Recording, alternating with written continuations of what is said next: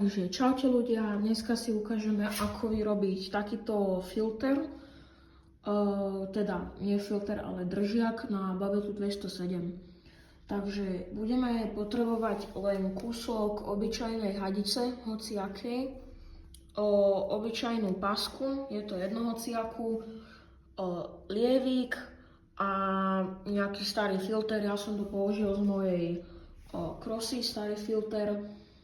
A vlastne z lievika odrežete len túto zadnú časť a potom túto pripaskujete, tú hadičku, túto pripaskujete na tú hadicu a vlastne potom len túto okolo lievika dáte obojstrannú pasku alebo nejaké lepidlo.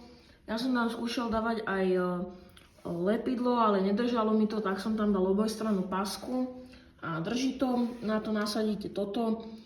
A neviem, možno, že u niekoho bude treba nadstavovať aj karburátor, ale u mňa netreba len nič nadstavovať a funguje to všetko dobre, ťaha dobre a je to lepšie jak ten normálny filter, lebo on vlastne ťahá iba cez kostru v babete. Takže ďakujem, že ste si toto video pozreli a vidíme sa na budúce. Čaute.